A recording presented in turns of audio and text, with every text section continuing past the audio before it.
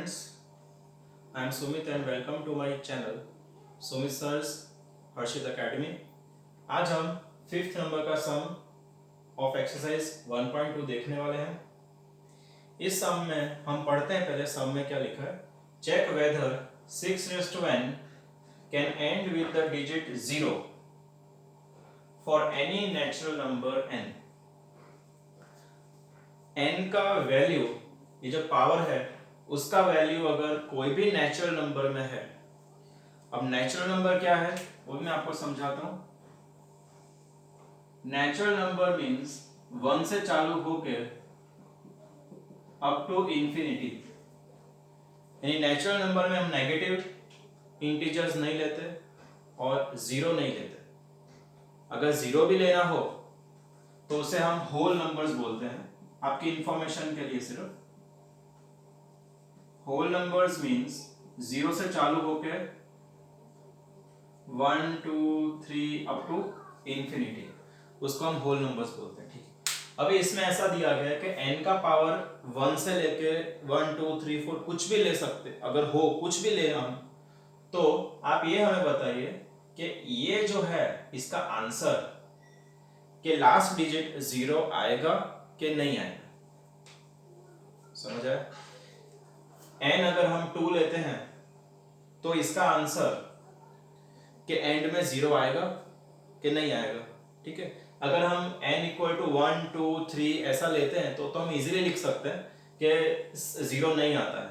But अगर यहाँ पे n का पावर अगर सपोज 5000 6000 कुछ ऐसा हो बहुत बड़ा, क्योंकि इस तो इंफिनिटी तक जाने वाला है, अप टू इंफिनिटी, तो उसके लिए हमें एक जनरलाइज्ड फॉर्म में इसको सॉल्व करना पड़ेगा। और उसके लिए हम लॉजिकली जाएंगे कि सपोज कोई भी नंबर के एंड में 0 होता है तो उसके फैक्टर्स क्या निकलते हैं, हमें इस बेस पे जानना है। देखो समझो आप ध्यान से, पूरा लॉजिकल क्वेश्चन है। कोई भी नंबर के एंड में अगर 0 आता है तो उसके फैक्टर्स क्या निकलते हैं, तो हम देखते हैं। चलो एक पहला सबसे कम सबसे छोटा नंबर लेते हैं जिसके एंड में 0 आता है। हम 10 लेते हैं, इसके लास्ट में 0 है। ठीक है, नेचुरल भी है। अच्छा, अभी इसके फैक्टर्स क्या हैं? 5 इंटू 10 2। 10 के बाद और कौन सा नंबर आता है जिसके एंड में 0 आता है? तो 100। इसके फैक्टर्स क्या निकलते हैं? 5 इंटू 5 मीन्स 25। 25 4 100 होता है। सो 25 इंटू 2 इंटू 2, तो ये होगा 100 का फैक्टर। यानी आप कितने भी इसको आगे लेके जाएंगे, यहाँ पे हमेशा फैक्टर्स में एक तो 5 होगा हमेशा और एक तो 2 होगा। राइट, तो इस कॉन्सेप्ट पे हमें जाना है। अब अगर हम मानते हैं कि 6n जो है, यानी कि 6 जो है 6 का फैक्टर में निकालता हूं तो ये तो 3 2 6 होता है। तो इसमें 5 आता है? 5 नहीं आता है। यानी कि अगर एंड में 0 आना हो तो 5 और 2 कंपलसरी आना चाहिए। बट इसमें 6 के फैक्टर्स में 5 और 2 दोनों नहीं आते, सिर्फ 2 आता है, 5 नहीं आता है। दैट मीन्स के इसका आंसर के एंड में 0 कभी भी नहीं आएगा। ये लॉजिक से हमको जाना है। ठीक है, चलो आइए इसको थोड़ा हम स्टेप बाय स्टेप करते हैं। तो सबसे पहले आप ऐसा लिखो, let us take an example of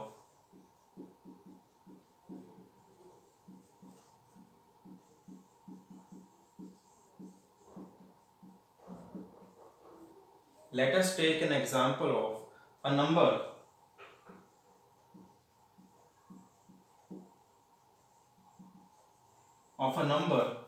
which ends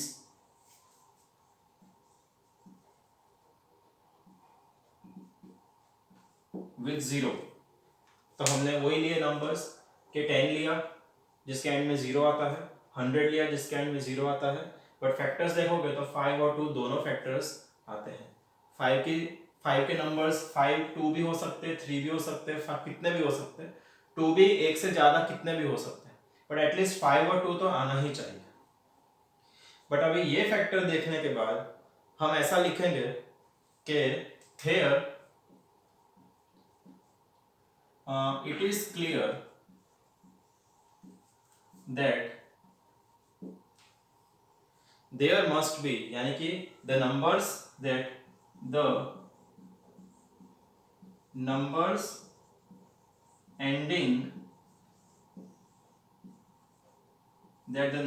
ending with 0 possess या तो possess 5 and 2 as their factors, या तो as their prime factors, but 6 raised to n की बात करें तो 6 के फैक्टर्स होते हैं 3 2 6, बट 6 raised to n जिसके फैक्टर्स ये है does not have 5 as one of the factor,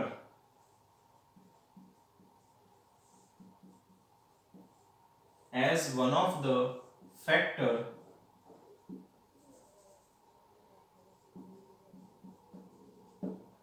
as one of the factor या तो as one of the prime factor, so या तो therefore 6 raised to n does not end with 0, does not end with 0, क्योंकि इसको अगर 0 से and होना होता तो इसके फैक्टर में 5 और 2 दोनों आते हैं, ठीक है, क्योंकि हमने देख लिया ऑलरेडी कि अगर एंड में 0 आता है तो 5 और 2 दोनों आते ही हैं, पर इसमें नहीं आ रहा है, इसलिए हम ऐसा लिखेंगे therefore 6 raised to n cannot end, अब जो स्टेटमेंट लिखेंगे वो क्वेश्चन वाली ही है, therefore 6 raised to n cannot end with the digit 0 for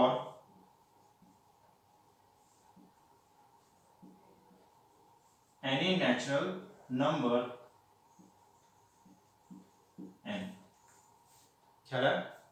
पूरा लॉजिकल क्वेश्चन है, फिर से समझाता हूं कि अगर कोई भी नंबर आप लो जिसके एंड में 0 आता है तो उसके फैक्टर्स में 5 और 2 आना चाहिए, बट हमने इसका फैक्टर निकाला तो इसमें 5 और 2 दोनों नहीं आते हैं, सिर्फ 2 आता है पर 5 नहीं आता है, इसलिए ये कभी भी 0 से एंड नहीं होगा, और वो हमने प्रूव कर दिया, राइट।